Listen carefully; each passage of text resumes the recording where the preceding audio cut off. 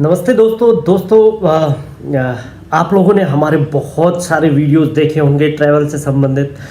तो सबसे पहले तो मैं आप लोगों को धन्यवाद देना चाहूँगा कि आप लोगों ने हमें इतना सारा प्यार दिया। हमारे 1.5 लाख से ऊपर सब्सक्राइबर हैं और हमने कई सारे वीडियोज बनाए। जैसे एक वीडियो हमारा है कि मनाली कैसे जाएं और कितना वहाँ पे आपको दिन लगेंगे, क्या क्या होना चाहिए। तो उस वीडियो को लगभग 16 लाख लोगों ने अभी तक देख चुके हैं। और सबसे ख़ास बात मैं आपको ये बताऊं कि जो लोगों ने हमें कमेंट दिए, पर्सनल मैसेजेस भेजे कि उस वीडियो को देखकर हज़ारों लोग अपने आप मनाली घूम के आ गए। यानी उन्हें किसी आदमी की ज़रूरत ही नहीं पड़ी या किसी ट्रैवल एजेंसी की ज़रूरत ही नहीं पड़ी कि किसी से पूछें। तो हज़ारों लोग तो ऐसे गए। उसके अलावा हज़ारों लोगों ने हमें फ़ोन किया कि आप हमें पैकेज दीजिए और हम आपके थ्रू जाएंगे। तो हज़ारों लोगों को हमने ऐसे भेजा।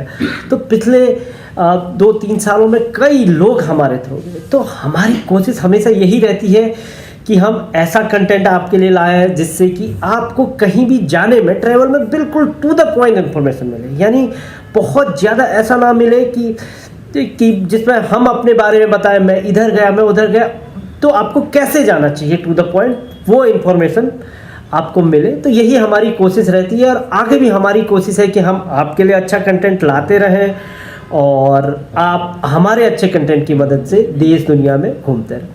तो आज का जो वीडियो मैं बना रहा हूँ, आज का वीडियो उस चीज़ पे बना रहा हूँ कि बहुत सारे लोगों ने हमसे ये सवाल पूछते हैं जो कि मनाली जाने के लिए कुछ सवाल हैं जिनके जवाब आज मैं आपको लाइव इस तरीके से दूंगा। तो हमें बहुत सारे कॉलर फ़ोन भी करते हैं। उसके अलावा बहुत सारे कमेंट्स में भी पूछते हैं कि मनाली जब जाते हैं तो सबसे पहला मिथ है कि मनाली मुझे ट्रेन से जाना है। अब महाराष्ट्र से हमें लोग बोलते हैं कि मैं मनाली ट्रेन से जाऊंगा, लेकिन इस सवाल का मैं जवाब दूं कि मनाली डायरेक्ट आप ट्रेन से नहीं जा सकते। यानी अगर आपको मनाली जाना है तो ट्रेन से या तो आप चंडीगढ़ पहुंच सकते हैं लास्ट रेलवे स्टेशन, या दिल्ली या चंडीगढ़, 2 जगह। शिमला जरूर ट्रेन जाती है, उस पर मैं एक अलग वीडियो बनाऊंगा, फिर आपको बताऊंगा कि कैसे आप शिमला ट्रेन से। तो शिमला और मनाली में अंतर है, सबसे पहले ये समझें। मनाली अलग रूट पे है, शिमला अलग रूट पे है। तो अगर आपको मनाली ट्रेन से जाना है तो लास्ट रेलवे स्टेशन चंडीगढ़ है। तो आप देश के किसी भी कोने से आ रहे हो, मुंबई से आ रहे हो, पुणे से आ रहे हो, कोलकाता से आ रहे हो या गुजरात से आ रहे हो, आप चंडीगढ़ तक की अपनी ट्रेन की टिकट बुक करवा लें, या दिल्ली तक। दिल्ली भी, क्योंकि देश के कोने कोने से दिल्ली के लिए ट्रेन हैं, तो दिल्ली तक आपको कोई दिक्कत नहीं होगी टिकट बुक करना। दिल्ली से आगे का सफ़र कैसे होता है या चंडीगढ़ से आगे का सफ़र कैसे होता है, अब ये दूसरी बात है। चंडीगढ़ या दिल्ली से आगे का जो सफ़र होता है वो सफ़र या तो आप टैक्सी से करेंगे, यानी कि टैक्सी मिलती है। ये जो चंडीगढ़ है या जो मनाली है, दिल्ली से मनाली की जो पूरी दूरी है लगभग 500 किलोमीटर के आसपास की ये दूरी है। 10 से 12 घंटे बड़े आराम से आपको लगते हैं। तो मनाली जाने के लिए दिल्ली से वोल्वो बस सबसे अच्छा तरीका है। अगर आप सिर्फ 2 लोग आ रहे हैं कपल, अगर आप ज़्यादा लोग आ रहे हैं 5, 6, 8 ग्रुप में, तो आप या तो टैक्सी कर लीजिए या फिर इनोवा वगैरह टैक्सी कर लीजिए, वो भी आपको अच्छा पड़ेगा। तो दिल्ली से आपको वोल्वो बस से रात को बैठेंगे, सुबह सुबह मनाली पर, और वही वोल्वो बस चंडीगढ़ होते हुए जाती है क्योंकि चंडीगढ़ रास्ते में पड़ता है। चंडीगढ़ से आपका पिकअप हो जाएगा, रात को चलेंगे, सुबह मनाली पहुंच जाएंगे। तो सबसे पहला सवाल और उसका जवाब आपको मिल गया। अब दूसरा एक सवाल जो हमारे व्यूअर्स सबसे ज़्यादा हमसे पूछते हैं कि मनाली में एक ये एजम्पशन है कि साल भर वहाँ पे बर्फ़ गिरती है और साल भर बर्फ़ आपको मिलेगी। ये बिल्कुल ही गलत एजम्पशन है। तो मैं आपको बताता हूँ कि क्या मनाली में मुझे बर्फ़ कब मिलेगी, है ना। इस सवाल का जो आंसर है, मनाली में आपको बर्फ़ मिलेगी सिर्फ, यानी बर्फ़ से मतलब स्नोफॉल और स्नो में अंतर है, तो वो भी मैं समझाऊंगा आपको। स्नोफॉल जो होगा आपको दिसंबर से लेके फरवरी के बीच में आपको स्नोफॉल मिलेगा। यानी ये एक ऐसा समय होता है, सर्दी होती है, टेम्परेचर बहुत कम हो जाता है, गिरता है, तो उस टाइम पे आपको बर्फबारी आप अनुभव कर सकते हैं। अब एक और चीज़, अगर दिसंबर से जनवरी के फरवरी के बीच में आप जाएँ तो क्या ये गारंटीड है कि जब भी आप जाएँ आपको वहाँ पर स्नोफॉल मिलेगा? ऐसा भी ज़रूरी नहीं है। यानी जो स्नोफॉल होता है, जो मेन मनाली में ऐसा नहीं होता है कि 3 महीने लगातार मनाली बिल्कुल बर्फ़ गिरते रहती है और मनाली बर्फ़ में ढकी रहती है, ऐसा नहीं होता है। 2-3 दिन बिल्कुल तापमान गिरता है, बिल्कुल बादल लगते हैं, 2-3 दिन बर्फबारी होगी, फिर खुशनुमा मौसम हो जाता है। ऐसा साइकिल चलते रहता है। ये मानिए कि 3 महीने में कम से कम 8-10 बार आपको हो सकता है मनाली के अंदर ही बर्फबारी मिले। तो ये हाँ, जो मनाली से ऊपर के इलाके हैं जैसे सोलांग वैली, वो काफ़ी हाइट पे है, तो सोलांग वैली पे आपको अमूमन वहाँ हल्के से मौसम ख़राब में सर्दियों में बर्फबारी होने लग जाती है। तो सोलांग वैली में आपको बर्फबारी भी मिलेगी और गिरी हुई बर्फ़ भी फरवरी आपको या फिर फरवरी के आखिरी तक मिलते रहेगी, वहाँ पे कोई दिक्कत नहीं। जो मेन मनाली जो सिटी है मनाली कुल्लू, वहाँ पे बर्फ़ गिरेगी, उसके बाद वो पिघल जाएगी, 2-3 दिन, 1 या 2 दिन रहेगी, फिर पिघल जाएगी, फिर नॉर्मल खुशनुमा मौसम धूप वगैरह रहेगी। हाँ, अगर एक और जगह है जहाँ आपको बर्फ़ मिलती है अप्रैल मई जून में भी, रोहतांग पास एक ऐसी जगह है मनाली के पास में, मनाली से 52 किलोमीटर दूर है रोहतांग पास। वहाँ पे आपको बर्फ़ मिलेगी, स्नोफॉल नहीं मिलेगा, बर्फ़ गिरी हुई बर्फ़ मिलेगी। और रोहतांग पास केवल अप्रैल में खुलेगा, अप्रैल के आखिरी से लेके सितंबर तक खुला रहता है, उसके बाद ये बंद हो जाता है। और यहाँ पे आपको अप्रैल मई जून पे भी गिरी हुई बर्फ़ मिलेगी, बर्फ़ पड़ी रहती है, आप उसमें बर्फ़ के खेल, थोड़े गोले बना के खेल सकते हैं। तो इस तरीके से आप कर सकते हैं। तो रोहतांग पास आपको जाना पड़ेगा अगर आप अप्रैल मई में आ रहे हैं। तो हाँ, मनाली ही एक ऐसी जगह है इंडिया में जो काफ़ी आसानी से एक्सेसिबल।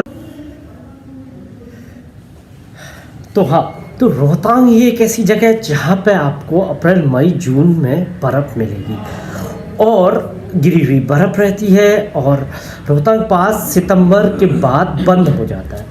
और अभी अटल टनल खुल चुकी है, आप जा सकते हैं, उस पार भी जा सकते हैं, रोहतांग पास के पार अटल टनल से स्पीति साइड भी जा सकते हैं। तो कहने का मतलब जो वो इलाका है उसके लिए आपको मनाली से ऊपर काफ़ी हाइट पे ये इलाका है, आप देख सकते हैं इस तरीके से, इसमें तो काफ़ी ऊंचा है, वहाँ तक जाना पड़ता है। और हर मंगलवार को रोहतांग पास बंद रहता है। रोहतांग पास जाने के लिए अलग से परमिट बनाना पड़ता है, जो आपको 24 घंटे पहले ही आपको मिलेगा। तो मैं एक और वीडियो आपके लिए बनाऊंगा अलग से रोहतांग पास पर, उस पर पूरी डिटेल्स दूंगा, अभी मैं जनरल बता रहा हूँ। तो दूसरा सवाल कि इसका भी मैंने आपको जवाब दिया कि क्या साल भर बर्फ़ मिलेगी? नहीं, साल भर बर्फ़ नहीं मिलती है, बर्फ़ कुछ ही महीनों में मिलती है। तीसरा, बहुत सारे लोग ये पूछते हैं कि क्या मनाली हम बाई फ्लाइट जा सकते हैं? इसका सवाल हाँ भी है, इसका जवाब हाँ भी है और ना भी है। हाँ कैसे? मनाली के पास में एक एयरपोर्ट है जिसको भुंटर एयरपोर्ट कहा जाता है, जो 120 किलोमीटर दूर है, बहुत छोटा सा एयरपोर्ट है, पहाड़ी में है। सिर्फ चंडीगढ़ से यहाँ पे एक फ़्लाइट जाती है, और एक तो ये फ़्लाइट बहुत महंगी है, छोटा सा प्लेन होता है, वो यहाँ पे जाता है।